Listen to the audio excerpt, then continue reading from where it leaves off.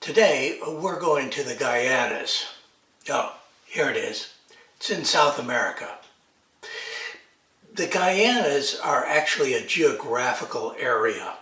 In the north, sort of west, is Venezuelan Guyana, and next to it is British Guyana, and next to it is Dutch Guyana, now mostly called Suriname. And then there's French Guiana next to that, and in the far southeast you see Brazilian Guyana. Now, the Guianas have been explored for quite a long time. The English were sending ships down there in the 16th century. And what were they looking for? Well, they were looking for the same thing that the Spanish were at the time, El Dorado. They were looking for gold. I've been reading a book. This is the book. It's Lawrence Kemmis, The Relation of the Second Voyage to Guyana, printed in London, 1596. Well, who is Lawrence Kemmis and why am I talking about him? Well, he was a lieutenant to Sir Walter Raleigh. Now, you know Sir Walter because he's the guy that's on the tobacco pouches and tobacco tins, and he really did love tobacco. He was never in America, but he did go to South America. One other thing that he liked was killing Spaniards. During the time of the Armada, killing Spaniards was very popular in England, but it wasn't always popular. In some of his trips down into South America, England was still at war with Spain, and so killing Spaniards was normal. But he ended up, that is, Kemmis and Sir Walter Raleigh, in the Tower of London for other reasons. And in order to get out, they had to convince people that they knew roughly where the gold was located in South America, where El Dorado was. And in order to do that, they published this book in order to get out of the Tower of London and get a fleet of ships. And it worked.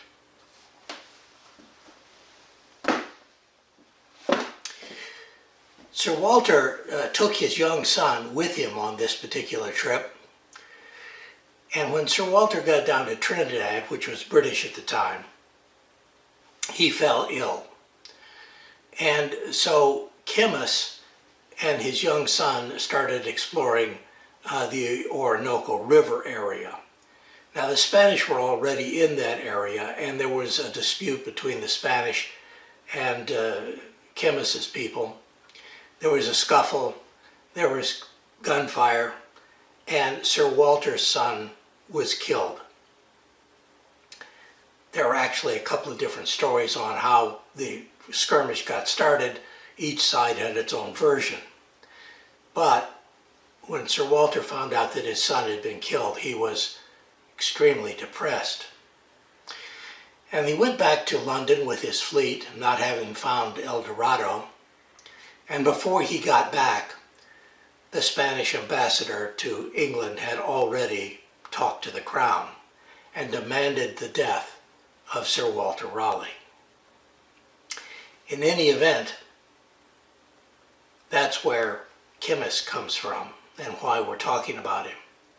And we're going to Guyana. Guyana does have a seam of gold in it.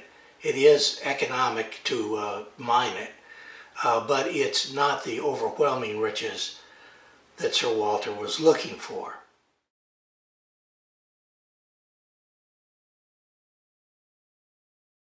We don't think of it much now, but at one time the Dutch were a very powerful naval nation. You see, what had happened was they had discovered a type of rigging for their tall ships that was very economical. It allowed them to reduce the size of their crews, and the result was that they could transport commerce across the ocean much cheaper than most other countries could. As a result, they became a huge naval force, and it rivaled the British in many ways. There were a series of wars between the Dutch and the British. At the end of the Second Anglo-Dutch War, the Dutch had to make a choice. The Guyanas had been going back and forth between the Dutch and the British, and the Dutch decided it was better to trade New Amsterdam for the Guyanas. You see, New Amsterdam, they didn't have a lot of sunken cost in. After all, it only cost them $24, and they paid that to Indians that didn't even own the land. There was another tribe of Indians that claimed the land. So the Dutch didn't have very much actual legitimate hold on that particular part of the world, and they didn't have a lot of sunken cost. They decided that it would be better to move their efforts over to the Guyanas. And so that's how Dutch Guyana gets its start as a practical matter. But of course, we're not going to the Guyanas for gold. We're going for an entirely different reason. I have found a lodge in Dutch Guyana, which is where we're going first, that is so far back in the woods, and Dutch Guyana is like 96% woods. It's so far back in the woods. Well, this is what it looks like on the map, but if you look at a satellite view, it looks like this. all you see is trees all around it. Now, it's so far away, if you look back at the map again, what you'll see is that it is 150 miles away from the nearest road. Let me start by introducing Henri Charrière. Henri was the sheriff of Essequibo County over in British Guiana a little over 100 years ago. And he wrote a fascinating little book, 25 Years in British Guiana, and it has a lot of interesting insights. But right at the beginning of the book, he says the initial impression that you have of Guyana is mosquitoes and frogs. There's, of course, a reason for that. We're going to forget about the mosquitoes for the moment, but we're coming back to the frogs. So don't forget the frogs, and don't forget Henri, because we're coming back to him later too. Even before you get off the commercial airline, one of your first impressions is that this place is really, really humid.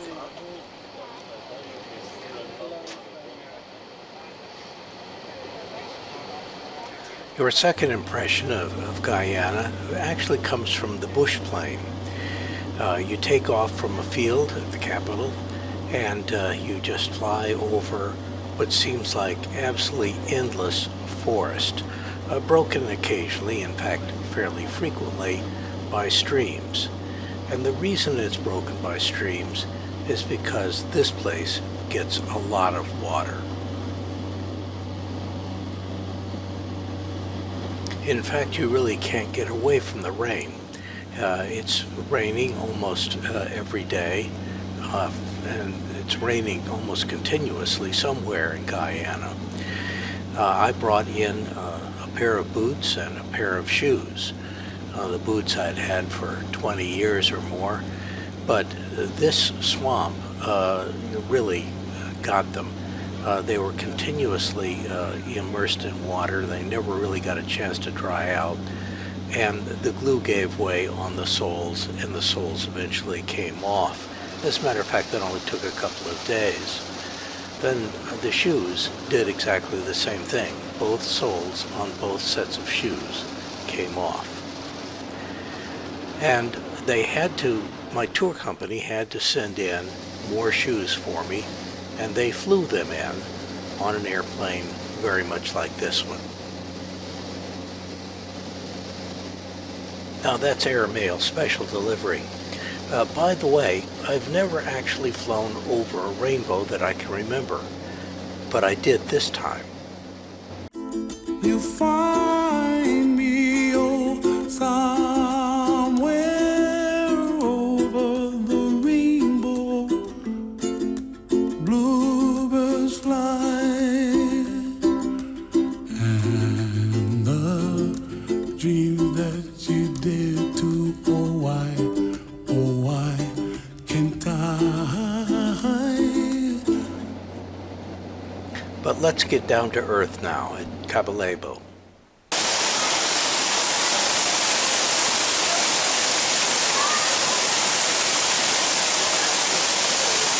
By the way, did I remember to tell you that it rains a lot here? It does.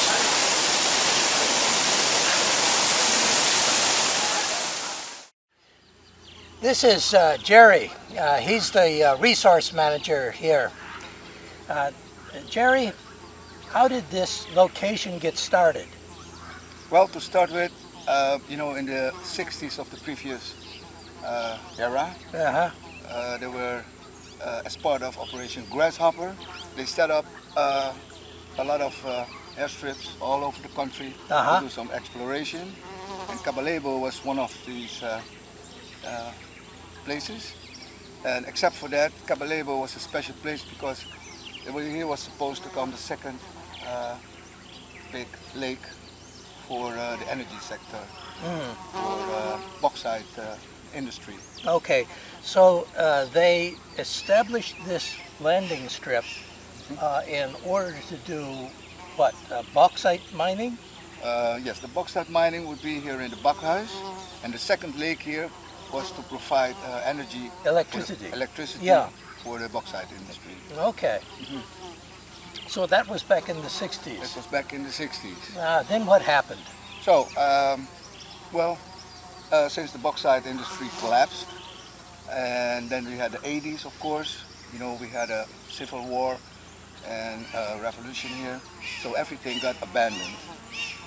Since the 80s, the owner and his friends and me used to come here in the dry season to do some fishing and hunting. We were regularly here. Uh-huh. So that's how the idea started later on in 2000 to set up some accommodation here to provide it for friends to do some fishing and hunting. Yeah. So I understand that recently you had someone from Belgium here who wanted to do some hiking. Can you tell me about this story? Yes. So that was a very big surprise for me too, to understand that there's a guy here who had the idea to do a hike 18 days through the jungle all the way to the border river. Which border? The western border to Guyana. To Guyana, British Guyana. British Guyana, and that's 180 kilometers if you walk it in a straight line. And he said he would do that in 18 days. So he would walk around 10 kilometers a day. Yeah. Yeah. So, I had to laugh a little because this guy really didn't know what he was up to. He didn't know what he was up to? No, absolutely not. So, why do you think he didn't know? Because when he came here, I could see that he was very ill prepared. No good shoes. No good shoes? No, only one small backpack. Not even a machete. No machete? No machete. And, the timing was also very bad because we're in the big rainy season. So he was absolutely no idea what he's up to. So what happened? Well, we dropped him off, and he said he would do it, he would try. Yeah. And after 4 or 5 days, he sent an SOS message that... He sent an SOS? Yes. How did he do that? Well, he had a small, how do you call that, telephone, not a telephone. Satellite? A satellite radio? Radio, Yeah. that he could send SMS messages. Not, he couldn't call, but he could send messages.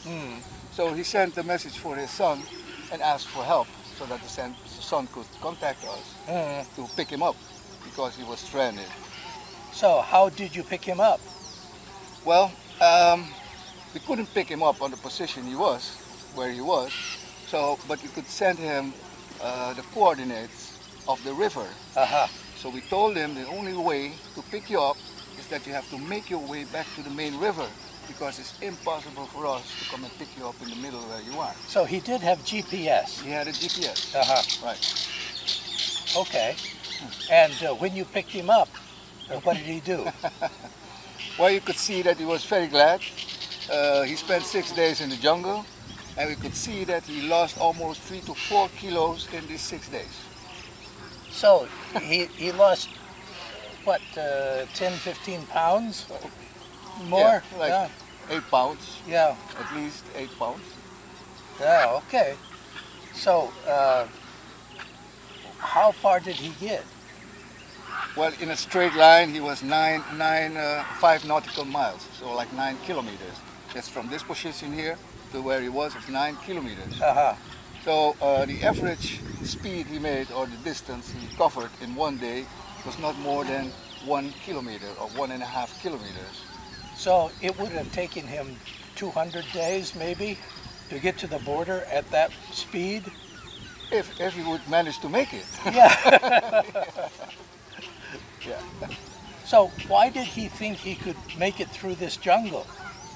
Well, I had very little time to talk with him. I only had half an hour because he was in a hurry. So he said that he was very experienced. He did this before in Costa Rica, and he saw this as a big challenge to do that here. Yeah. So, in the short time that I talked to him, I told him what he could expect. I said the circumstances are very bad because everything here now is surrounded in water. The whole jungle is. Yeah, it's all water. It's only water. Yeah. Yeah. So he had done this before in Costa Rica, though. Yeah. Yeah. So when I told him, we were laughing because Costa Rica, I never been to Costa Rica, but my friends and other people who were there. Of course, I checked on the internet. I know a little, and Costa Rica is like a big park. Yeah, I have been to Costa Rica. It is a big park. Yeah. Very nice. It is completely different. You're very experienced. You've been in the Amazon jungle, so you know that this is not like Costa Rica. No, this is not Costa Rica. No. Costa Rica is very small, very easy. True. So how was he going to get enough food if he had only a small backpack? So I don't know. So that's why I told him, I said, my friend, 18 days, you only have one backpack and you have some of these astronaut bags of food. He has little dried food that the astronauts use, yeah. But I could see that it was not enough for 18 days. If you have a backpack like this, you have clothes inside, you have a hammock. I was sure that he would make it. So everybody was like, this guy, or, you want to commit suicide. Wow. Well, thank you very much. That's a very good story. When Caballebo got started, the first thing that it needed was an airstrip. And in order to get that started, they needed to have a huge bulldozer.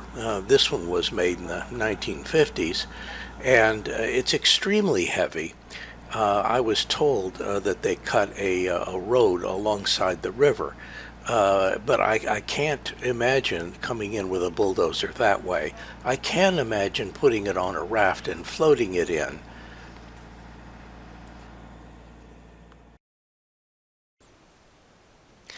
After the airstrip was created, virtually everything that came into Caballebo came in by air. And one of those air flights was by a Beech twin engine. And when it landed, it damaged the left side of its landing gear.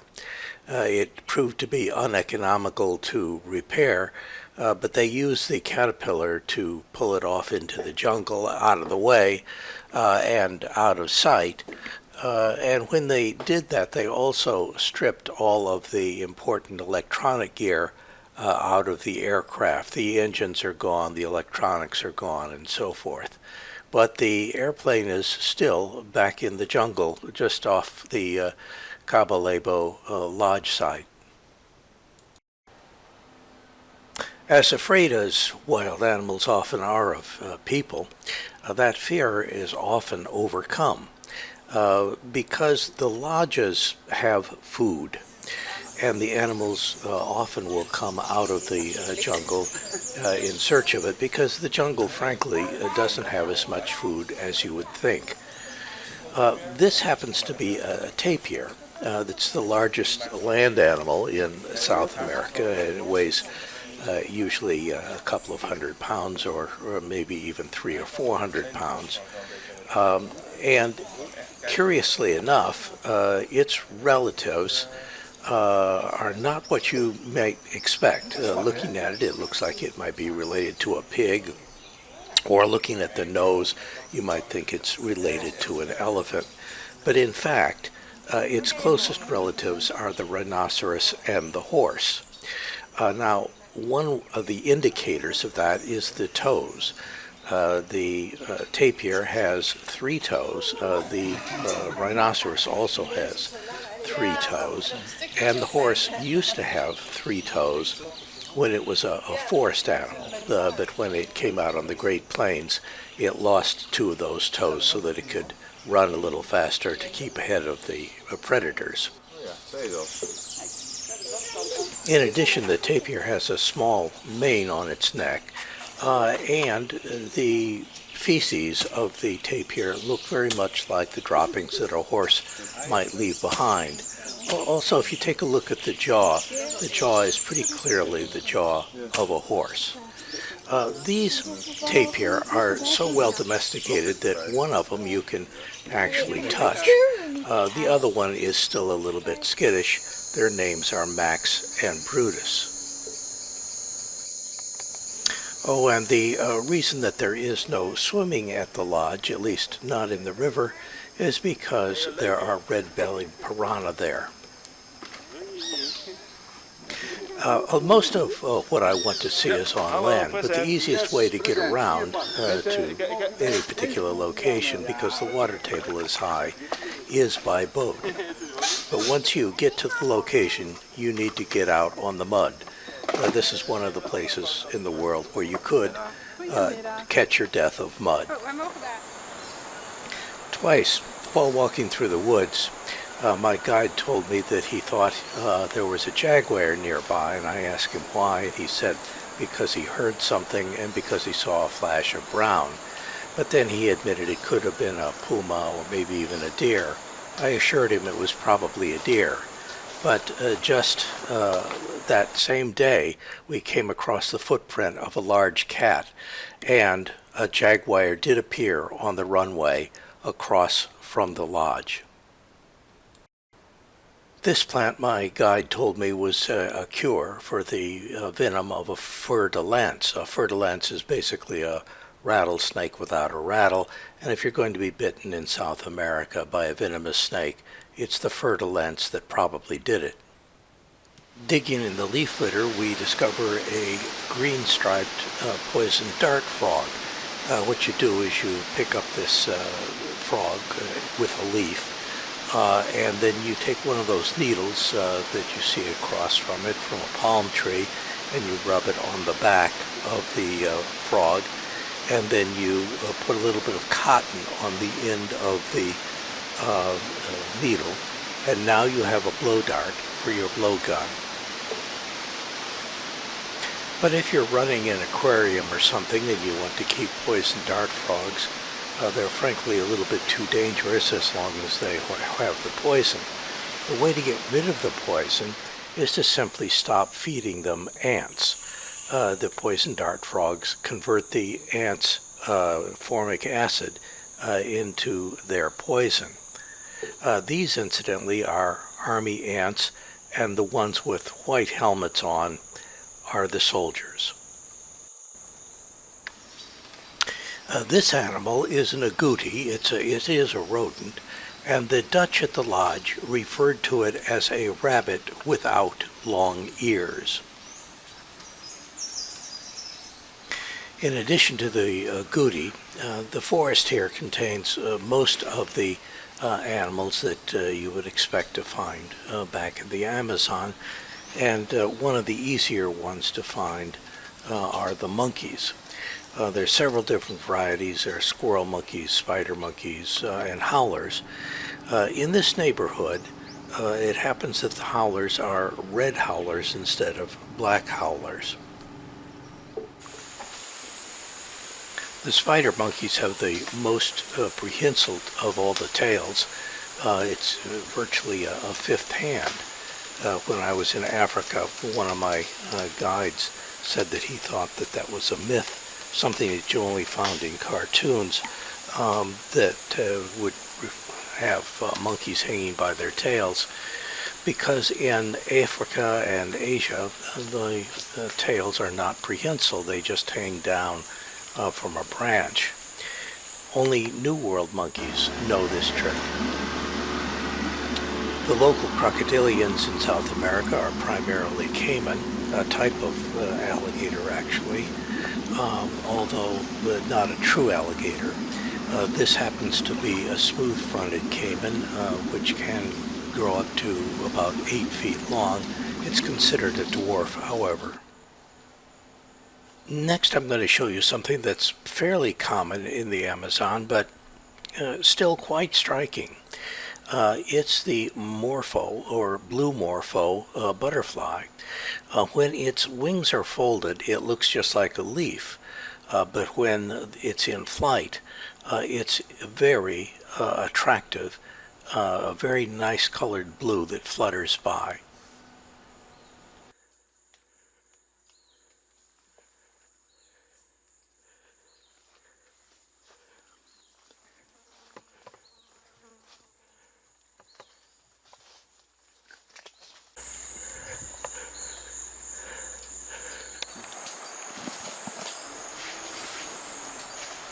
Going through the jungle does require a machete, and in this particular case, the guide has a machete that I gave him. It's my gift to him.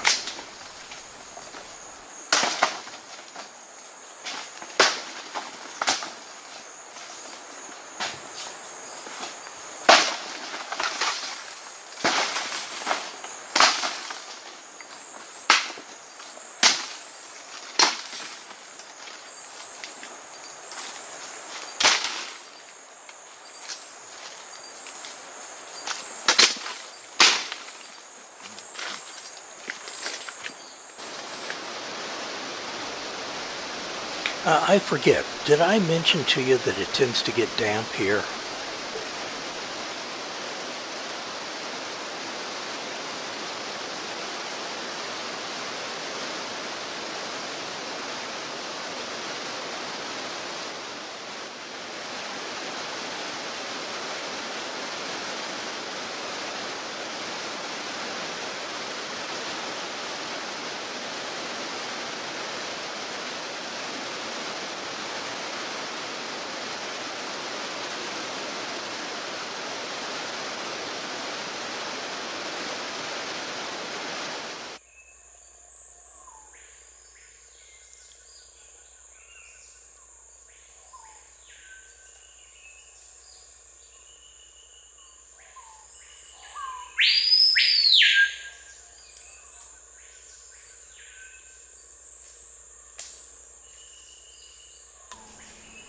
Now this is one of those circumstances where you're going to want to pay more attention to the audio than to the video.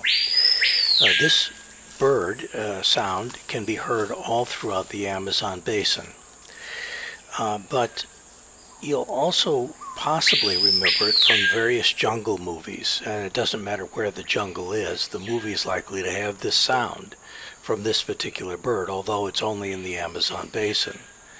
It's a screaming pia, and this is the best video that I have of it.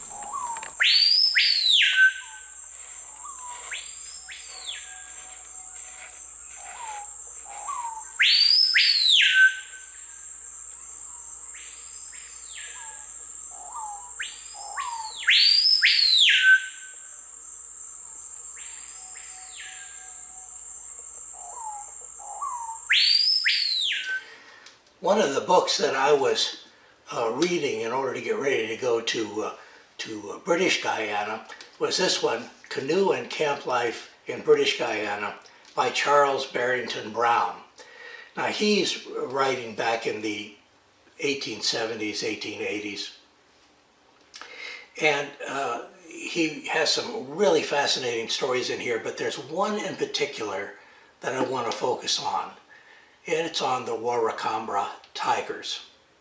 Now, tigers is one of those words that in South America, they apply to jaguar. And in this book, Charles tells us that those tigers were, the Waracaba Tigers, whatever they were attacking in large numbers. Now, jaguar are very, very solitary. You very seldom see more than two of them together at a time, and that's only for mating or fighting, as the case may be. But in any case, he has a very interesting account that I want to read to you about these tigers. My attention was attracted by our two dogs, which were tied up, barking furiously, followed by a great stir in the camp. Then some voices proclaimed loudly, "The tigers are coming!"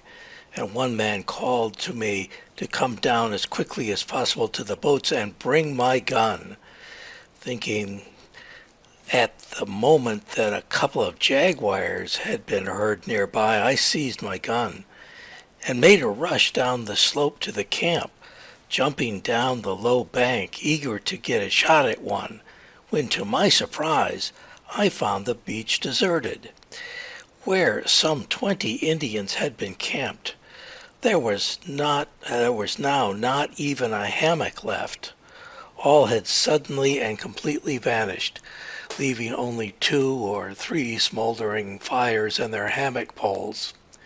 My men had all taken to the boat and had it afloat with its bow barely grounded in readiness to shove off. They greeted me with cries of, "Quick, sir, quick! The Waracaba Tigers are coming." There was quite a flutter of relief amongst them when the boat was pushed off into midstream, where they all began to talk excitedly over our escape. The dogs still gave tongue, and were even more excited than the men, the hair on their backs standing erect as they sniffed the air in the direction of our camp. I eagerly inquired what were the Waracaba Tigers, and was hastily informed that they were small and exceedingly ferocious tigers that hunted in packs and were not frightened by campfires or anything except the barking of dogs. To water they have a special aversion and will never cross a stream which is too wide for them to jump. I ran a little way up the beach along the water's edge with some of the men, listening to hear some of our enemies, for up to that time they had been to me both inaudible and invisible. At the same time I believed that some terrible animals had nearly pounced upon us. Otherwise the Indians would never have acted as they had done. As we stopped, a shrill scream rent the air, proceeding from the opposite side of the river not 200 yards above our camp, and, waking up echoes through the forest, died away as suddenly as it rose. This was answered by another cry coming from the depths of the forest, the interval between the two of them being filled by low growls and trumpeting sounds which smote most disagreeably on the ear.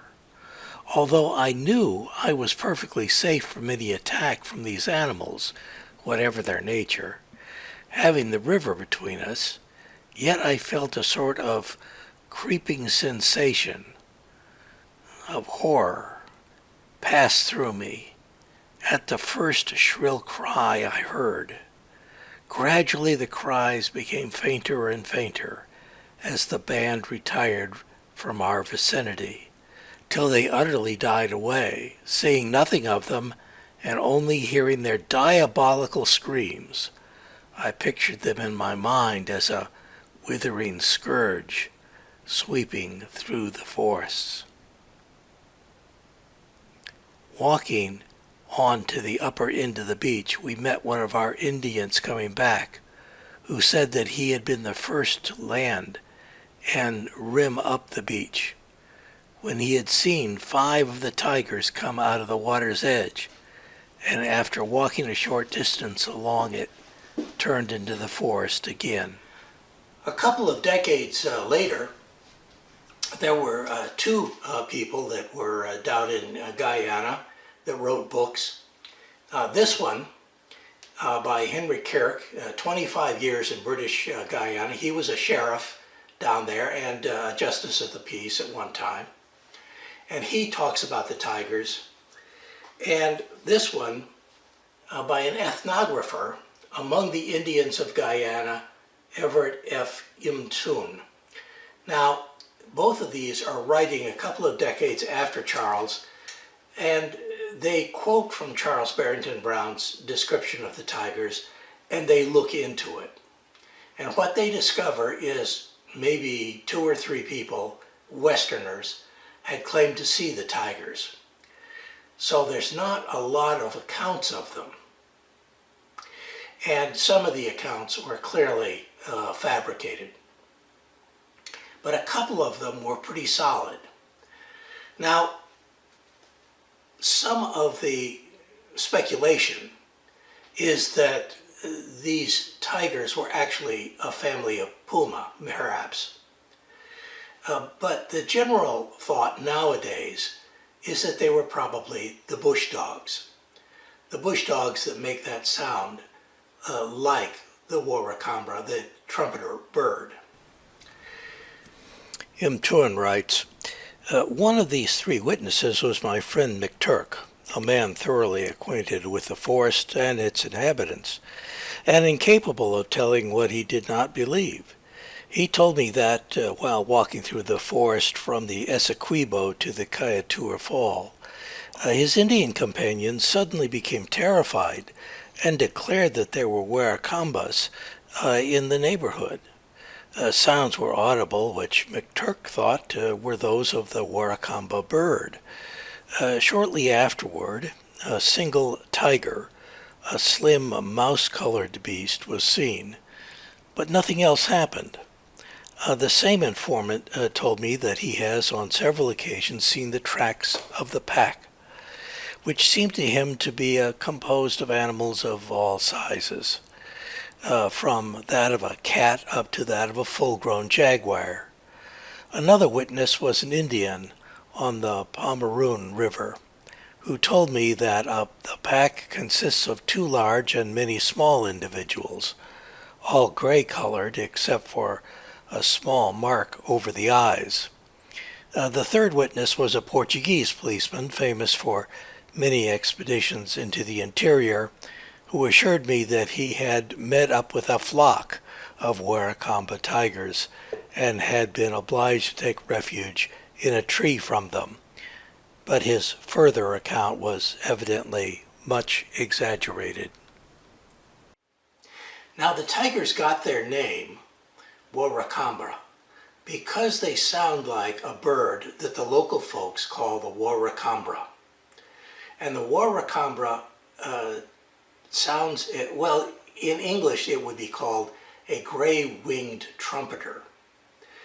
And this is what it sounds like.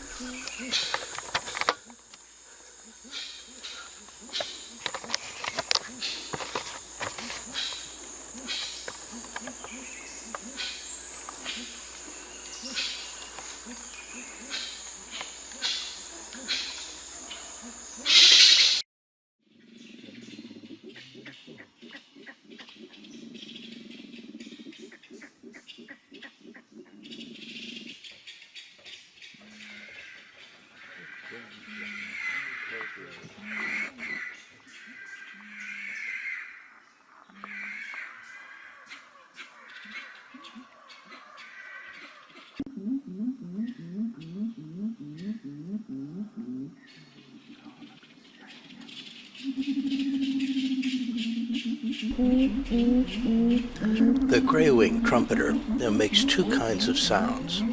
The sound that you're hearing now is their normal sound, intended to keep the flock together and let them know where all the individuals are.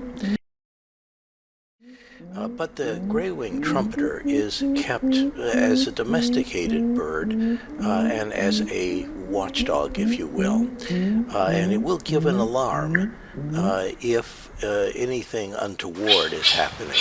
This is the alarm.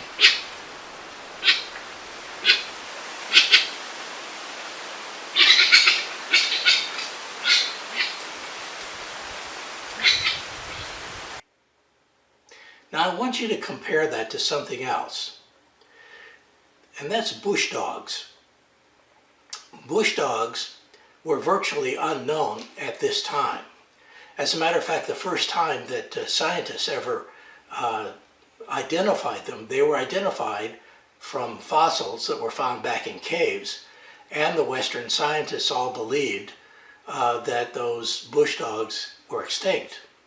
In fact, the locals knew they weren't extinct, and occasionally they used them for domesticated dogs. These dogs do run in packs, and they are very seldom seen, and they make a sound like this.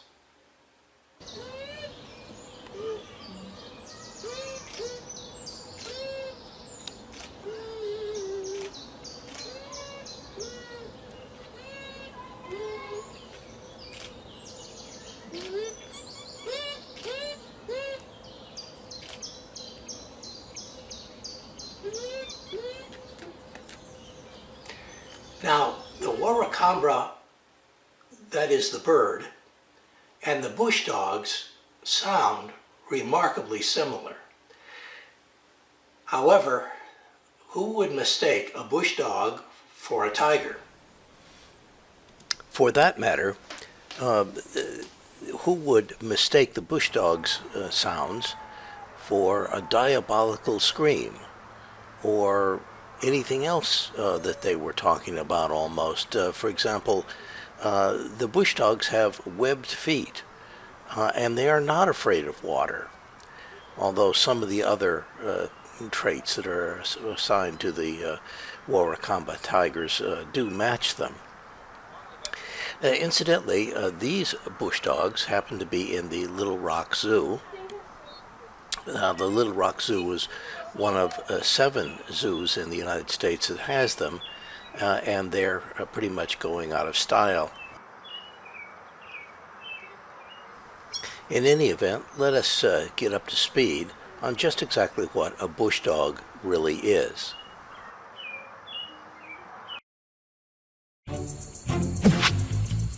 An elusive canid stalks the forests between Panama and northern Argentina.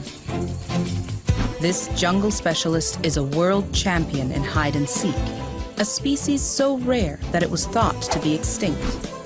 But in fact, bush dogs are still here, and they're far from ordinary. But what exactly makes bush dogs so different to other dogs? The bush dog is one of the smallest members of the Canidae family, which also includes dogs, wolves, jackals, foxes, and many more. It's about the size of a Scottish terrier, but looks more like a rust-colored wolverine, with the muzzle of a bear, the webbed feet of an otter, and a bizarre-looking tail. The wild dog doesn't look like an average canid. Its shape makes it uniquely adapted for life on the forest floor, while its webbed feet make it a strong swimmer.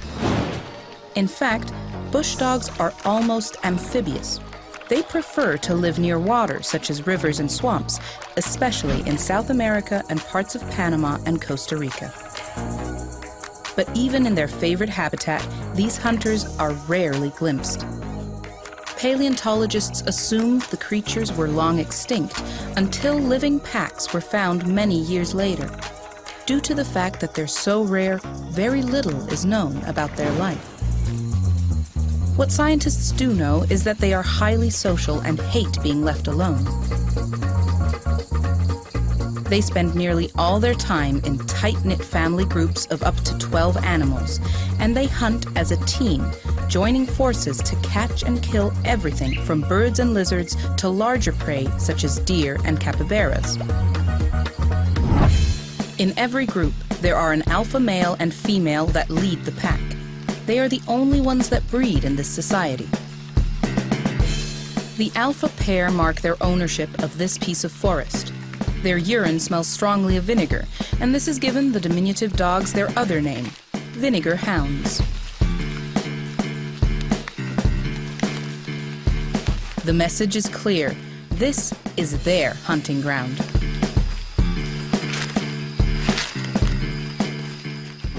Bush dogs have shown that teamwork and intelligence are the best way to secure a good meal. When they're out hunting, the group will divide into 2 teams. One half will wait in the water, while the other half chases the animal on land.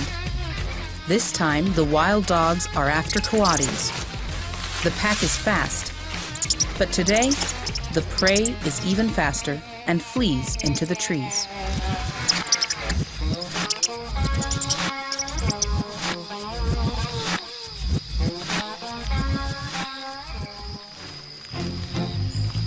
Only few videos of this hunting behavior exist.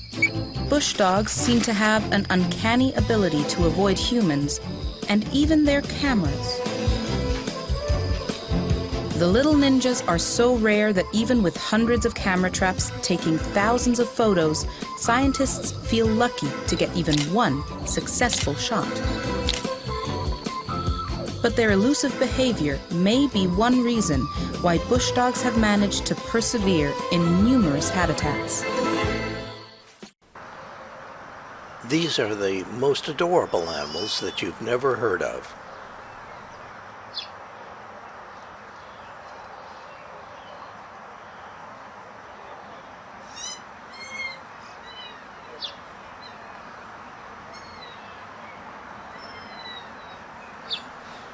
At the Little Rock Zoo, I had a conversation with the bush dog keeper, and she told me all kinds of interesting things.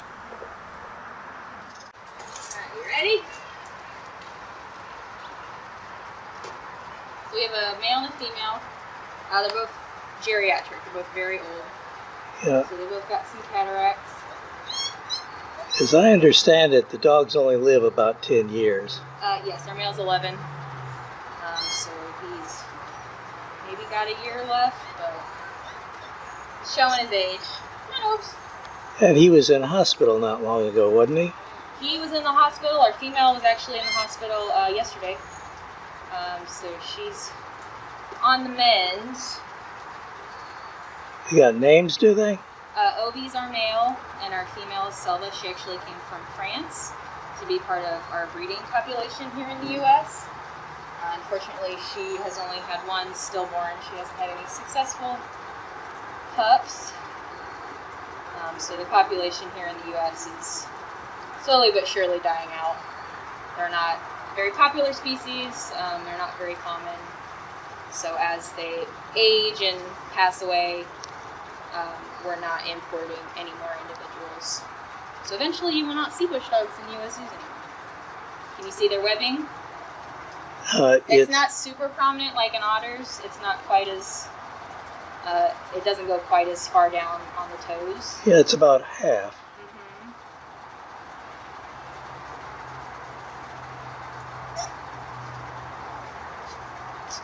But they do really like the water. They'll splash.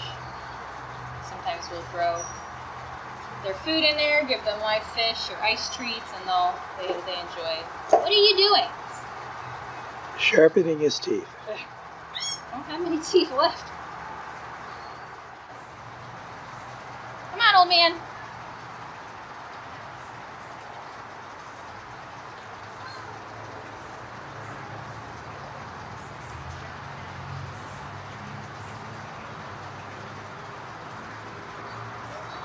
And he was actually born here.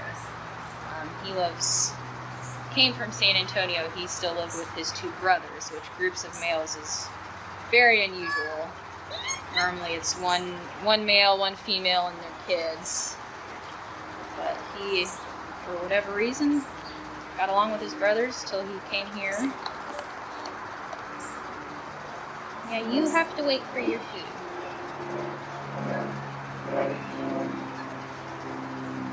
But they're very smart. They're trained so we don't physically go in the same space with them. There's always a barrier between us and them, so they're trained to stand up so we can see their stomachs really well. They're trained to lay down. They're trained for nail trim so we can get their nails trimmed if they need it. Yeah, I can tell they're blunted. Mm-hmm.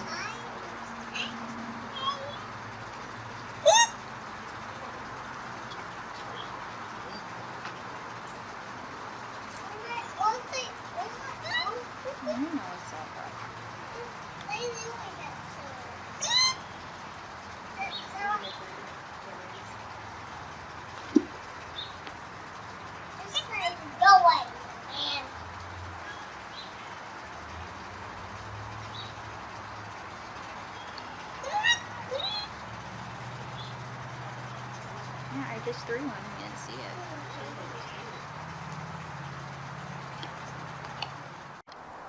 But let's now return to the question of, are the bush dogs the Waracaba Tigers?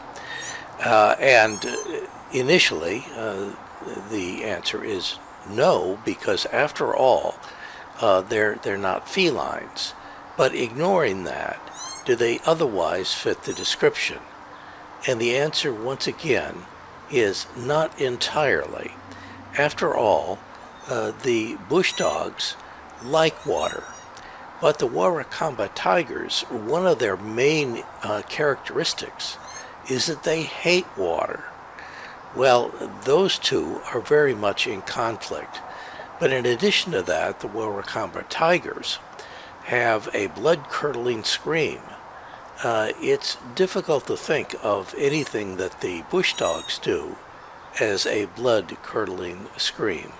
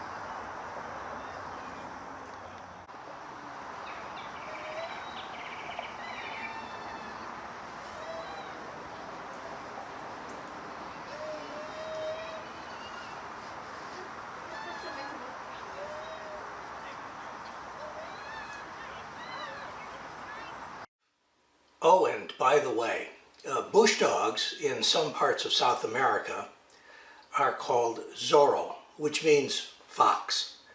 And the reason is they are canid and they have that reddish color, which reminds the locals of a fox.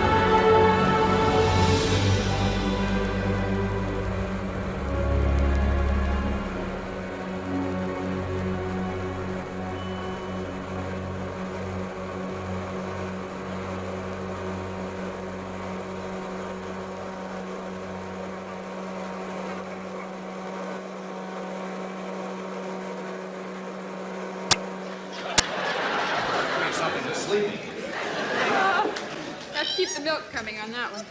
Ah, now that is a very big rat. No. This is a bush dog. A bush dog? She was sent to us from the West Berlin Zoo, and they received her from South America. And they're an endangered species. Can you hear it? Hunt in packs. Hey, you talk? You a good girl, huh? You good? Aww. Huh? Oh, she loves people. Huh? A bush dog. They're not too commonly found in zoos. We've raised about 12 of them. You want to hold her? Sure. She likes you to hold her on her back and rub her belly. Well, so do I.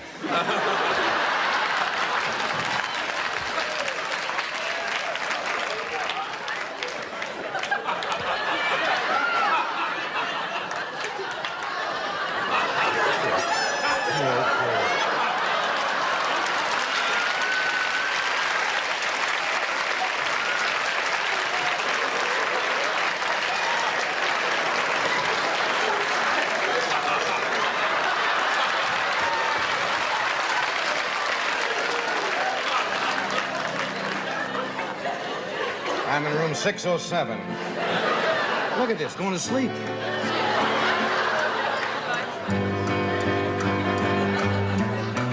A bush dog and me one day, going down the trail. Came upon an old bush dog and fed him hair and tail.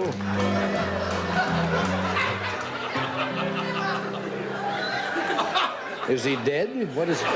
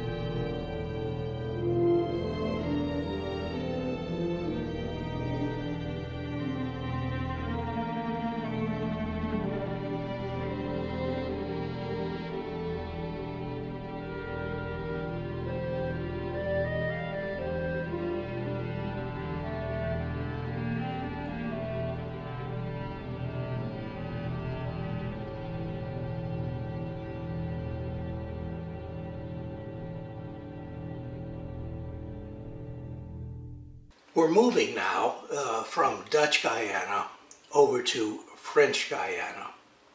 And I want to give you a little bit of background on French Guiana. French Guiana started out before the United States was even a country.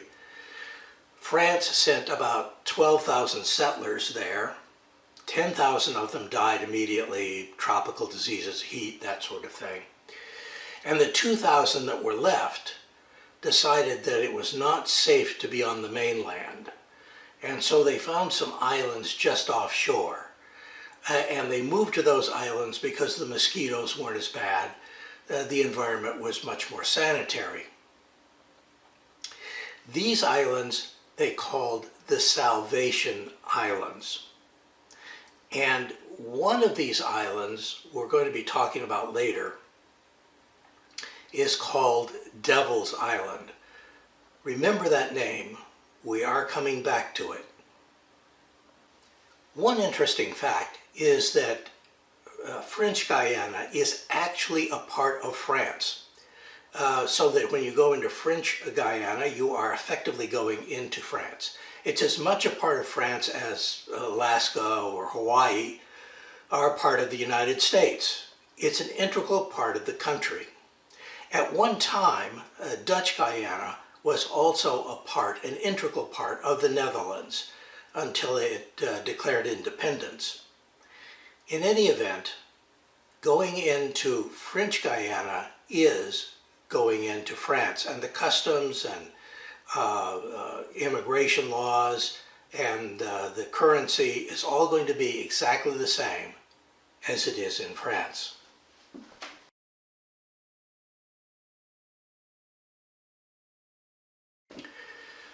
Now, when the French sold Louisiana to the United States, they had a problem. They needed someplace to send their worst convicts to. They had been sending them to Louisiana, like the British eventually are sending them to Australia. And so they started looking around for a place to put those convicts, and they decided on French Guiana. Over a period of time, they sent some 50,000 or a little bit more convicts to French Guiana. Now, you remember what I told you about the settlers dying? Well, the convicts were dying at about the same rate. The butterfly. You're Papillon, aren't you? Yeah, The bastards gave you life. right to the end of the line, I think. It may not be as long as you think. 40% of us will die the first year out. But a man like you could make it. If you have enough money. How long were you there? 9 years of work camp. 9 years a colonist. You were outside the walls. Why didn't you run? There's no place to run to. You're out in the middle of a swamp, 1,000 miles from no place. Now, if you got a lot of money, that's a different thing. I mean, If you served out your sentence and survived in French Guiana, you were one of only 10% of the convicts that they sent there. 90% died of some kind of disease while they were incarcerated. And at one point, for a fairly long period of time, France said, well, wait, even if you serve your time out in Guyana, we don't want you to come back to France.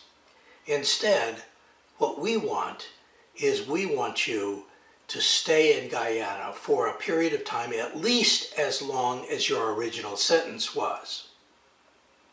The result was that as a practical matter, once a French convict was sent to the Guyanas, he never came back to France.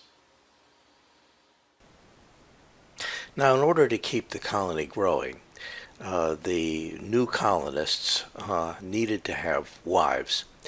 And so France arranged to have girls that were undesirables, mostly prostitutes, sent to French Guiana with the intent that they would marry these colonists. However, in fact, many of them continued their original profession. Saint Laurent was also the location for the reception center for new convicts coming into France, so that all of them would be processed through this port. Keep moving.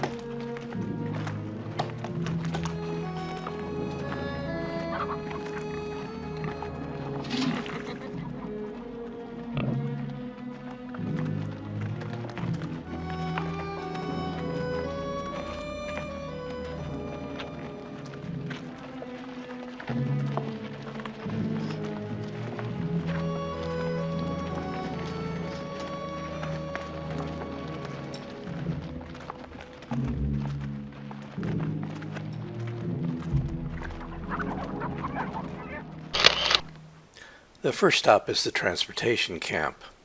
And the next thing that happens, after a little while at least, is you're given a pep talk about what your behavior is expected to be like.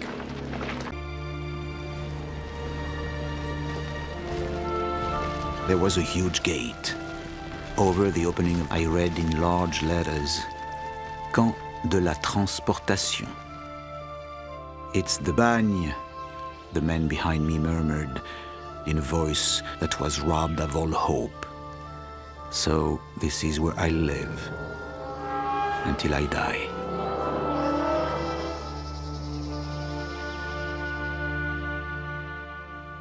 The newly arrived convicts were assembled in the prison's large central courtyard. The commandant of the penitentiary made his traditional welcoming speech. "You have been brought to the prison colony of French Guiana," he said, "to serve sentences for crimes committed against France.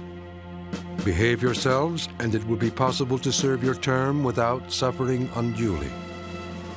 First escape attempt, add 2 years to your sentence. Second attempt, add 5 more.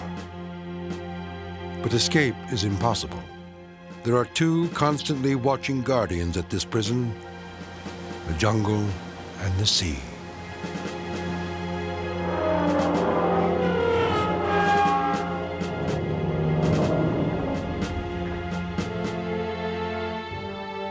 A few days later, our names were entered on the roll. Belbenoit, René, 46635.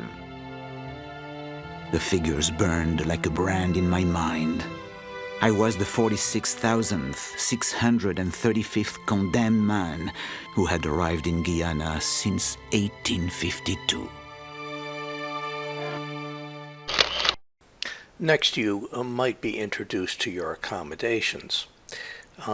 They could be in the cells or in the blockhouse, either one.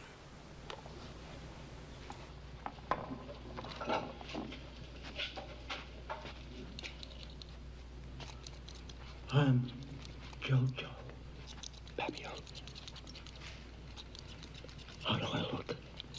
I feel pretty good, but I need somebody to tell me how I look.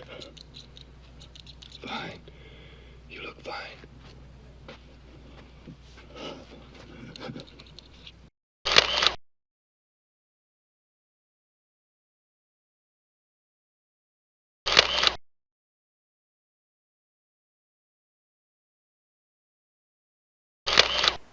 In some ways, the cells were actually preferable to the general population's blockhouse, where you were stuffed in a room with a fairly large number of your closest personal friends, and this is the bar of justice.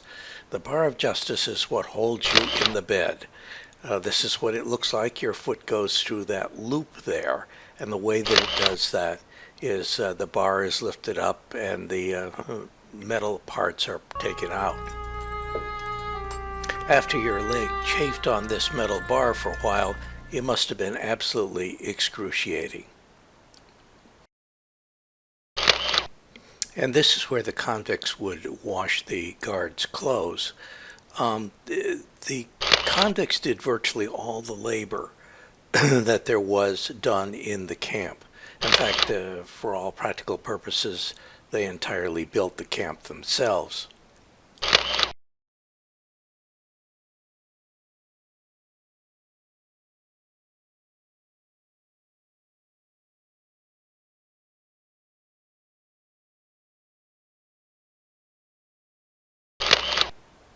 Of course, the camp had its own disciplinary system, its own tribunals.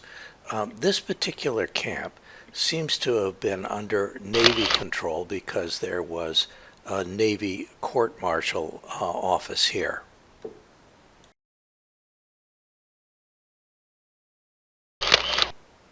We are now at the cell of the most famous inmate of this particular prison. He usually goes by the name Papillon, which means the butterfly. It was his nickname. His real name is Henri Charrière, and he made a book, and we'll be coming back to him. So don't forget Papillon. From here, prisoners might be sent to the interior to do additional construction work of one kind or another.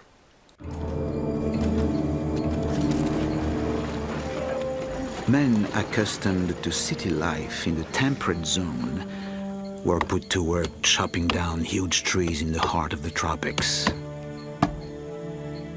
Half would quickly break and die. To the administration, the men are things to be disposed of. René Belbenoit.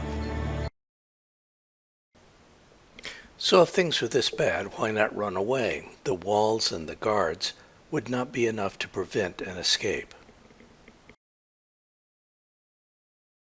Escape through the jungle? Almost an impossibility. The convicts become prey to it and perish. Escape by way of Dutch Guiana must have been hunted down and sent back to Saint Laurent.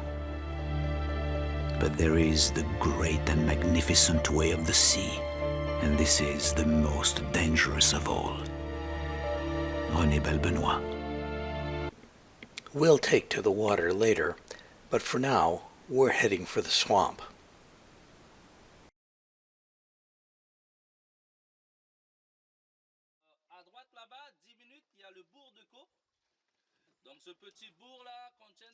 This is the boat that's taking me out into the swamp, out to the boathouse actually, and in the back there at the motor you see my guide, Ricky.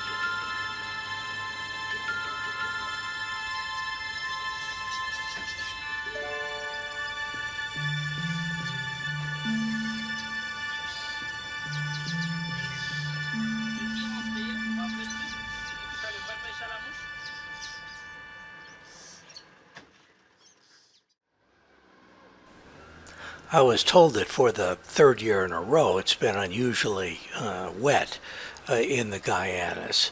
I personally link that to the La Nina, which we've had for the past 3 years. This is the third year of the La Nina. In any case, the extra water was not something that I welcomed. It does improve your ability to get around by boat. The people that are with me are mostly French-speaking people, and this is my houseboat coming up where I've got a room. The houseboat isn't quite so much a boat as it is a floating pier. but it's got a dining room and bedrooms and water and a kitchen and all that sort of thing. So it'll do for the time being.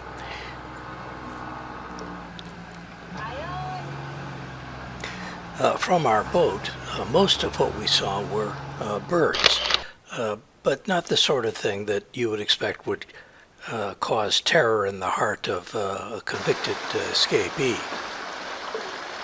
On souvent croisera ces plantes là à droite, les tiges sont les muku. This plant on the left, the sticks, muku. For the most part, the birds were pretty, but not exactly what I was looking for. I was looking mostly for reptiles and mammals.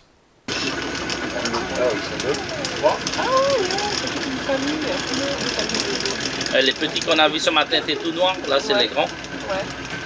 Ils sont bleutés.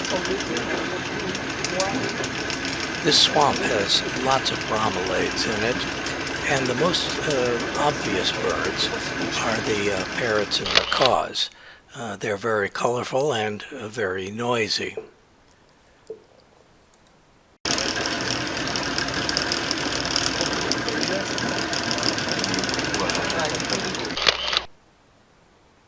As you would expect, many of the birds depend on fishing for a living.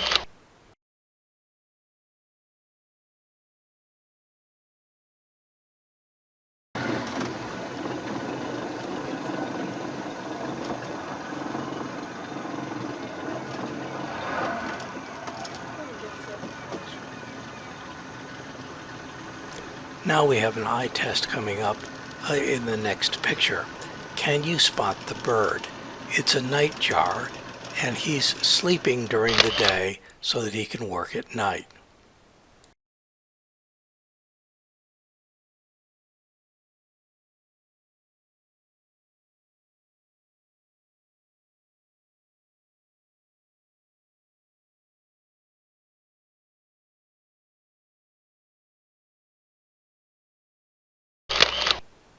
Here's another angle in case you missed him.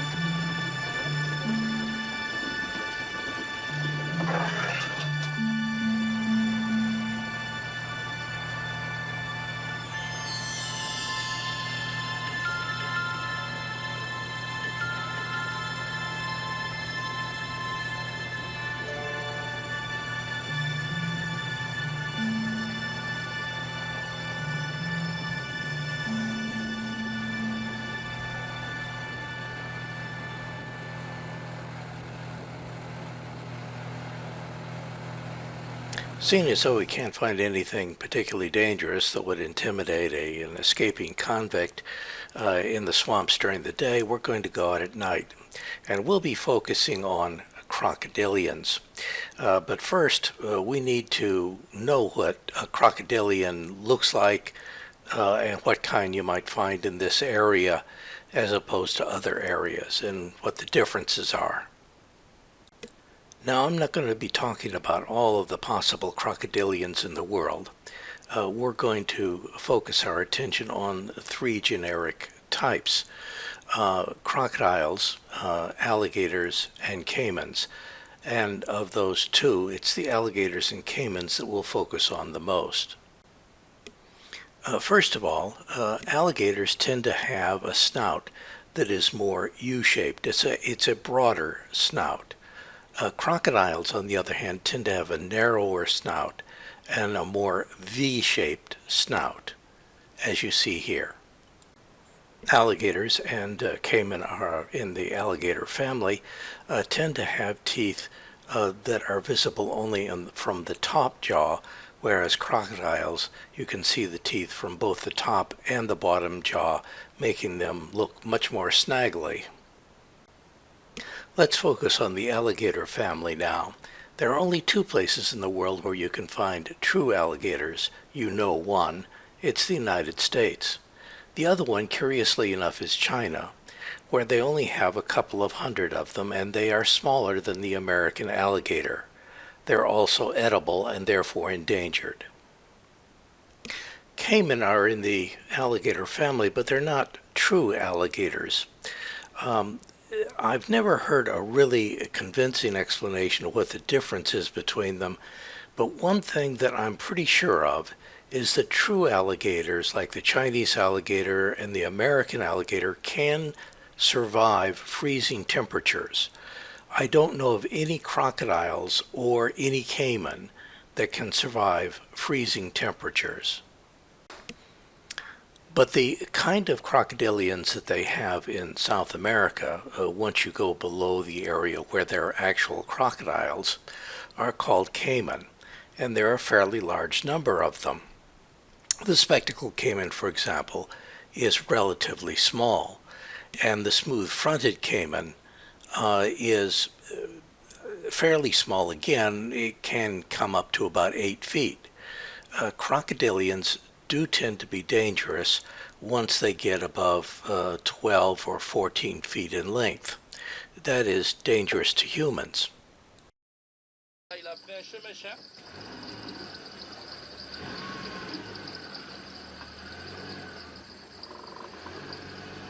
So we're going out at night to look for some caiman. In order to find them, we're going to be looking mostly for eye shine. That is, you shine a light out into the darkness, and when you see a little light about the size of an eyeball or so out in the distance, you may very well have seen the eye of a caiman or a frog or something else. In any case, it allows you to know where something is that might be an interesting target.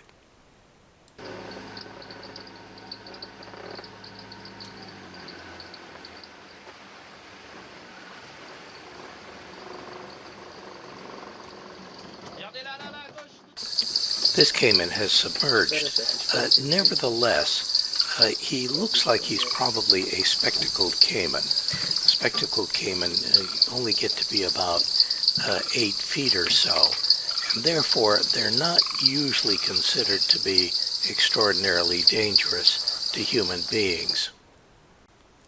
This is what he looks like out of water. Notice the bony eye ridges that are very pronounced. They look a little bit like he's wearing eyeglasses, and therefore he is spectacled. If a spectacled caiman or some other fairly small caiman might not terrify a fleeing felon, a black caiman may very well. It's roughly the same size as the American alligator. It could be even more fierce in some ways. Its armor is a little bit thicker and tougher, and its teeth are a little bit thinner, which would mean that if it were to bite an American alligator, it might do considerable damage. Now, the reality is when you've got one kind of crocodilian facing off against another, the bigger one will almost always win. Crocodiles do have a slight advantage, assuming that they're of equal size to their opponent, because the alligator doesn't have the temperament, the aggressiveness that a crocodile does.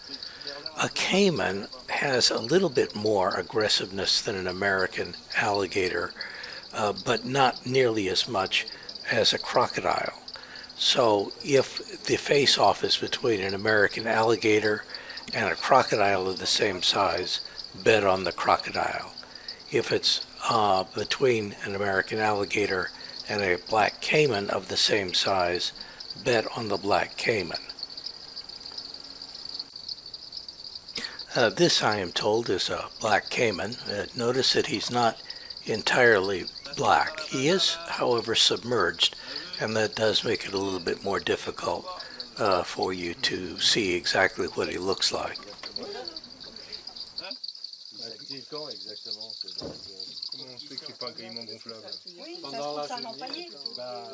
S'il active là, c'est moi et toi, il va arroser là. Donc laisse-le tranquille. Non, mais je veux dire, ils mangent quand Ah, mais ils mangent là toute la journée, toute la nuit. Ouais, là, il était en train de manger. Là. Il a le museau ouvert et dès qu'il y a les petits poissons qui viennent murmuter dans son bec, ben, il n'y a pas. Ah, il va pas à la chasse, il attend pour les poissons. Ouais, We're going now from the induction camp at Saint Laurent out to what's popularly called Devil's Island. That is the Islands of Salvation. There's actually 3 islands, only one of which is Devil's Island. And we're going to be using a catamaran that gives us a lot of stability at sea, and it has the capability of using a sail.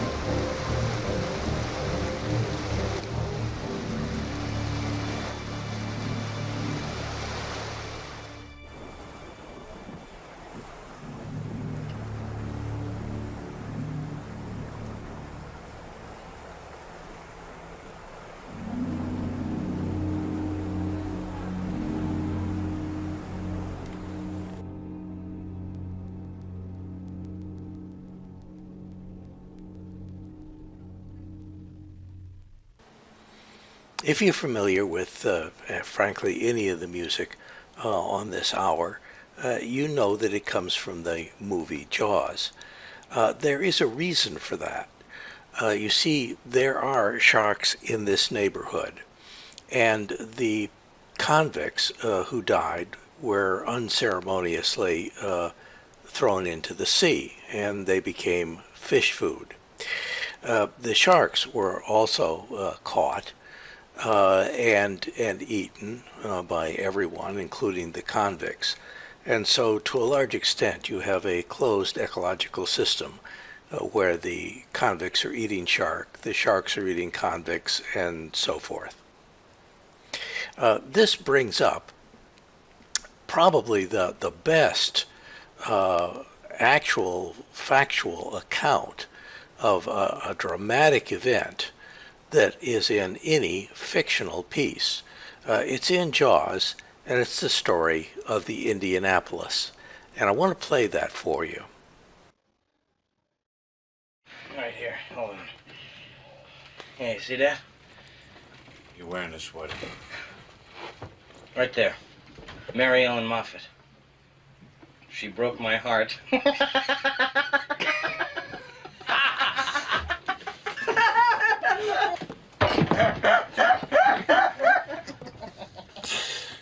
What's that one?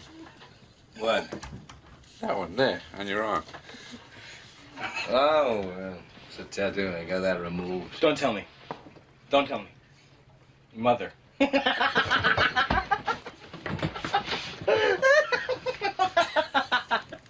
What is it?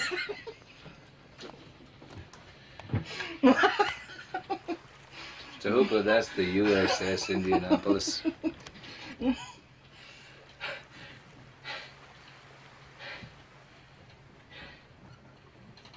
You were on the Indianapolis? What happened? Japanese submarine slammed 2 torpedoes into our side, Chief. He was coming back from the island of Tinian to Leyte and just delivered the bomb, the Hiroshima bomb. 1,100 men went into the water. The vessel went down in 12 minutes. Didn't see the first shark for about half an hour. Tiger, 13-footer. You know that when you're in the water, Chief? You tell by looking from the dorsal to the tail. What we didn't know was our bomb mission had been so secret, no distress signal had been sent.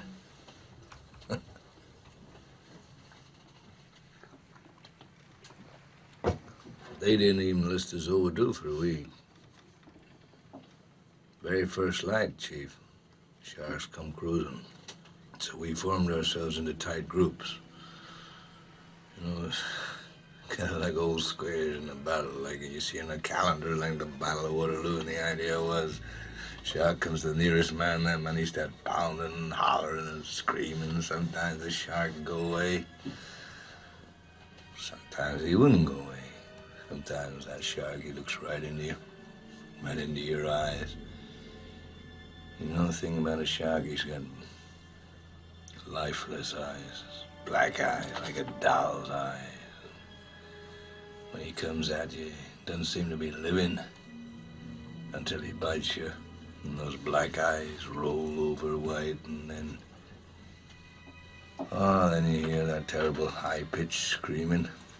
The ocean turns red, and in spite of all the pounding and the hollering, they all come in, they rip you to pieces.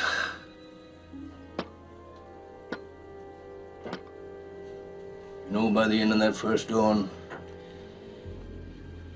lost 100 men. I don't know how many sharks, maybe 1,000. I don't know how many men, they average 6 an hour. On Thursday morning, Chief, I bumped into a friend of mine, Herbie Robinson from Cleveland. Baseball player, bosun's mate. I thought he was asleep. Reached over to wake him up. Bobbed up and down in the water. It was like a kind of top. Upended. Well, he'd been bitten in half below the waist. Noon the 5th day, Mr. Hooper, Lockheed Ventura saw us. He swung in low and he saw us. He was a young pilot, a lot younger than Mr. Hooper anyway. He saw us and he come in low, and 3 hours later, a big fat PBY comes down and started to pick us up. That was the time I was most frightened, waiting for my turn. I'll never put on a life jacket again. So 1,100 men went in the war. 316 men come out. The Sharks took the rest June the 29th, 1945. Anyway, we delivered the bomb.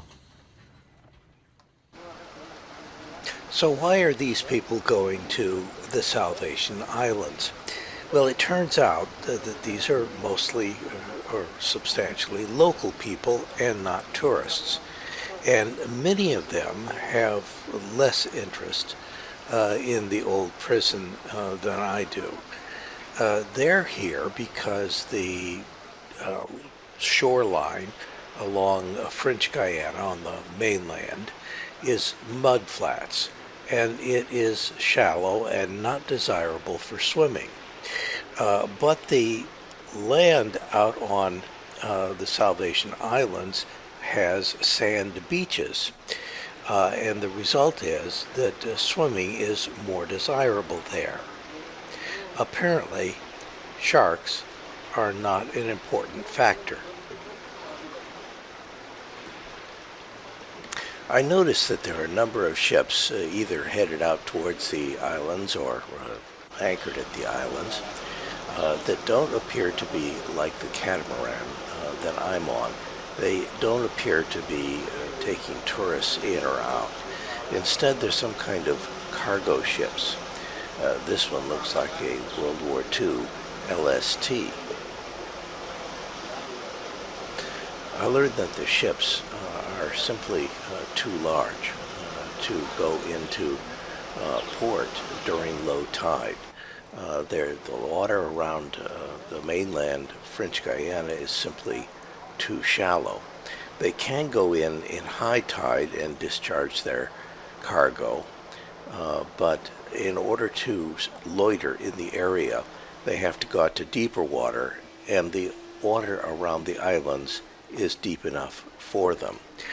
The interesting thing about some of these cargo ships is that they contain components or items for the European or French Space Agency.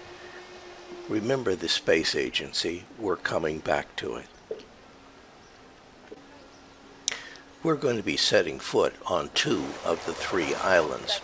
The first island that we're going to is Royal Island, and this is the one that had the commander on it, or whoever was governing these islands. And it also has military barracks on it, as well as housing for convicts. On Royal Island, behind the barracks, they built a reservoir for washing clothes. And eventually the frogs took over, and they made so much noise, the soldiers got very upset with them and brought in a couple of caiman to settle things down. I understand one of the caiman died only recently, and so there aren't any more in the reservoir. But there are quite a few animals, other animals, on the island. Royal Island has a couple of different kinds of monkeys on it. This is a capuchin, and they go around in fairly large troops usually, and that actually makes it fairly easy to video them. The reason is because where the leader goes, the entire troop usually goes.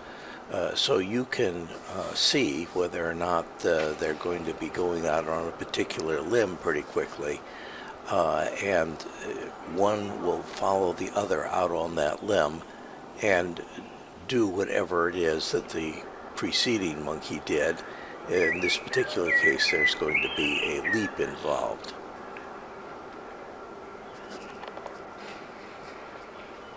Royal Island also has a couple of cemeteries. These cemeteries are for the guards and the guards' family, and there is a special cemetery for children here. There is no cemetery for the convicts, however, because, as I said before, they were dumped out at sea. For me, the more interesting island really is St. Joseph's. And the reason is because, unlike Royal Island, it hasn't been kept up at all. The jungle is reclaiming it, and so it looks much more like Angkor Wat. In any case, it's a very short sea voyage from one island to the other in this particular case.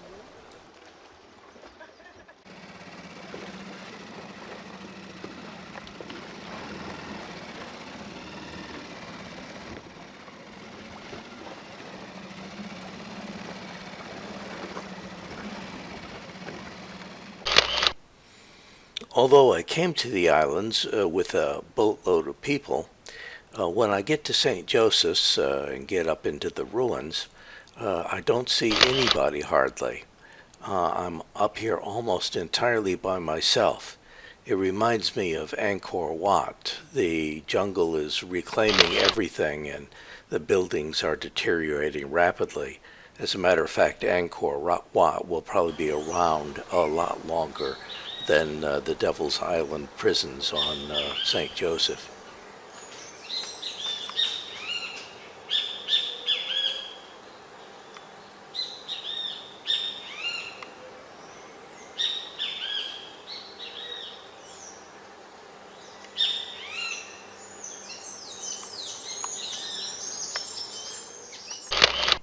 This next photo really looks like Angkor Wat.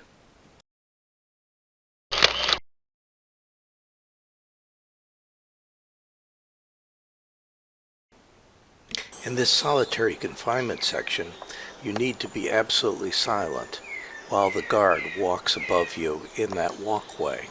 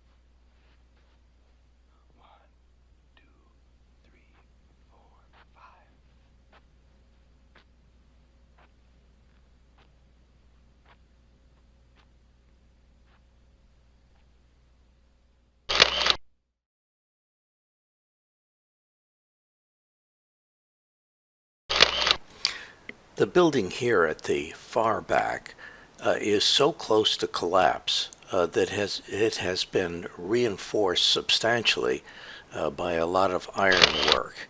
And that was done some time ago. The ironwork itself is no longer in particularly good condition.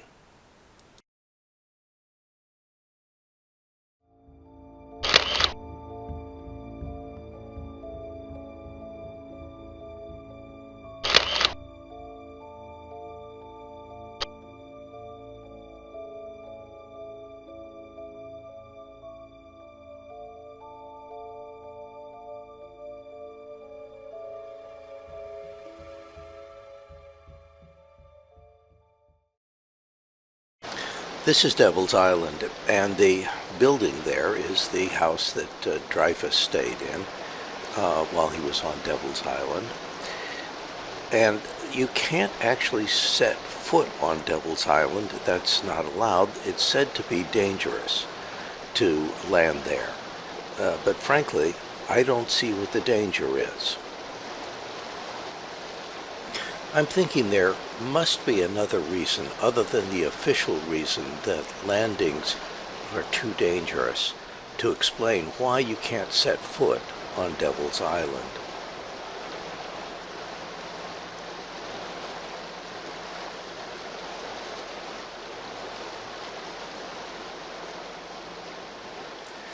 The most famous criminal that was ever on Devil's Island was Alfred Dreyfus. He was there because he was convicted of treason just before 1900. He was a member of the French military. Captain Dreyfus was tried by court-martial and convicted and sent out to Devil's Island to serve his term. Captain Dreyfus, you are unworthy to bear arms. In the name of the people of France, we degrade you.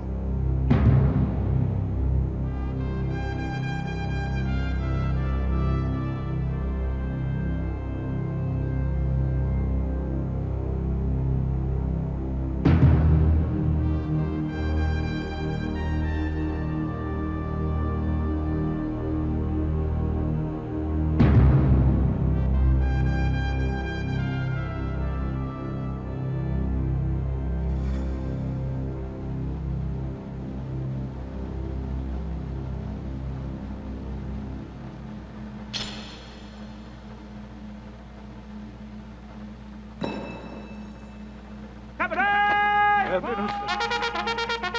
swear I am innocent! I lost my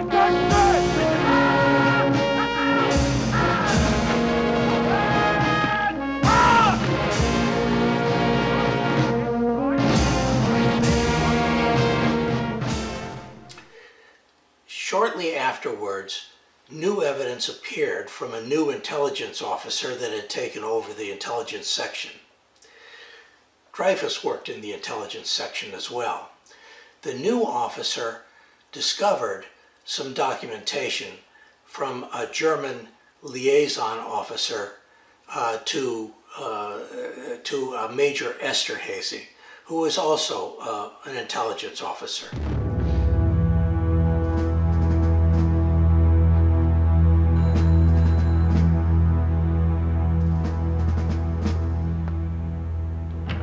Colonel Picard. Thank you.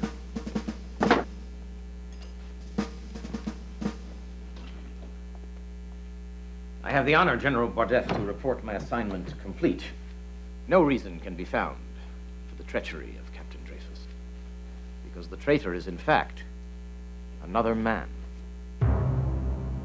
Army intelligence intercepted this postcard from the German military attaché.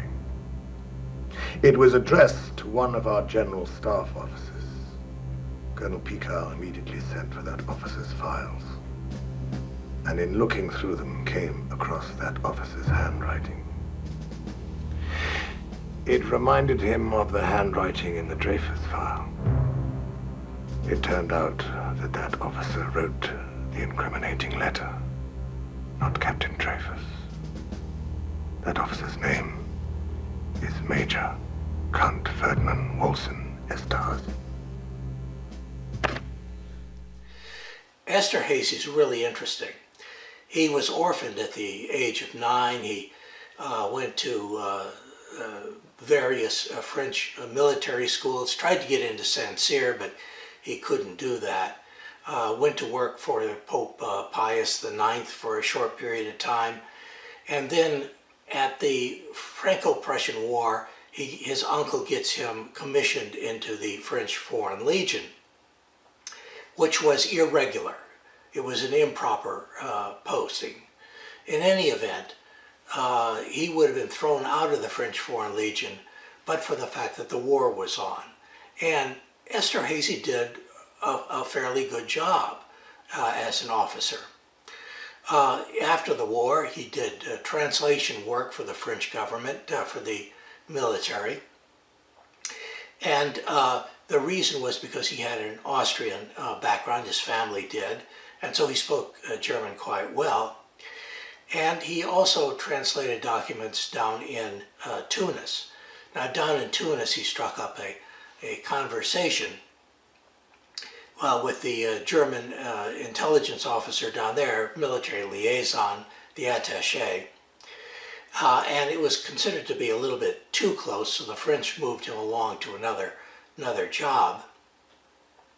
In any event, the way that Dreyfus got caught was there was a cleaning lady who was working for the French intelligence, cleaning up the German embassy in Paris, and she found a letter. And that letter was said to have handwriting on it that looked like Dreyfus's. The letter had been torn up, but it was easily scotch taped back together. In any event, it's that letter that basically gets Dreyfus convicted. But curiously enough, another intelligence officer, the new one that comes in, he takes a look at it and he decides it could be Esterhazy's handwriting. And one thing that leads him to that is that he found a letter from a German officer, military liaison officer in Paris, to Esterhazy. And Esterhazy's handwriting on the return letter looks very much like the handwriting that's on the letter that ended up convicting Dreyfus. So Esterhazy may have been the actual perpetrator of the crime, and Dreyfus was probably innocent. In fact, the intelligence officer, before he was shuttled off to Tunis, he slipped his information to Dreyfus's attorneys, and they set up a hue and cry about getting Dreyfus back off of Devil's Island. And eventually he did come back, and he was tried again by the military and convicted again. And Esterhazy was also tried, but he was acquitted. Now the difference is that Dreyfus had actually had forged documents that were charged against him in the trial, whereas Esterhazy didn't have all of the documentation that was available against him put into the evidence at the trial. So the result was Esterhazy gets off, Dreyfus is reconvicted, but by this time there's such a public uproar that the government decides that they're going to pardon Dreyfus. Dreyfus is pardoned. He is reinstated in the military, serves all the way through World War I, and he retires as a lieutenant colonel. Esterhazy, on the other hand, retires quietly as a major, and he slips off to England. He dies in London. There is a twist to this story, and that is Esterhazy may not have been working against French interests. It turns out he may have been feeding false information to the Germans. You see, the information that he was slipping to the Germans was about a 120 millimeter cannon. And at the time that he was slipping it to the Germans, the French had already decided that that cannon was impractical. And they were working on the 75 millimeter cannon, which turned out to be a really wonderful piece of machinery. The French used it very effectively in World War I, and they may have been trying to hide the French 75's development under the cloak of this misinformation. Now, in the 1950s, Charles de Gaulle shut down French Guiana as a penal colony. That caused a problem in French Guiana because there was no industry there of any kind, and so it was slowly withering on the vine. At the same time, de Gaulle was setting up the French International Space Program, and he was launching his missiles from Algeria. As you know, Algeria became somewhat hostile to France, and as a result, in order to continue the space program, they had to shut it down in Algeria and move it to someplace else, and that turns out to be French Guiana. And so a substantial part of the revenue that comes into French Guiana is as a result of their space program. It's their version of Cape Kennedy and NASA and such. French Guiana today looks upward to the heavens for its salvation. 6, 5, 4, 3, 2, 1, feu! The European Space Agency launches Ariane rockets from a site across from the Islands of Salvation.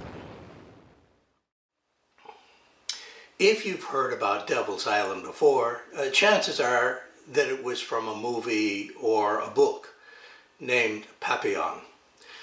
Papillon is French, it means butterfly, and it was the nickname of Henri Charrière.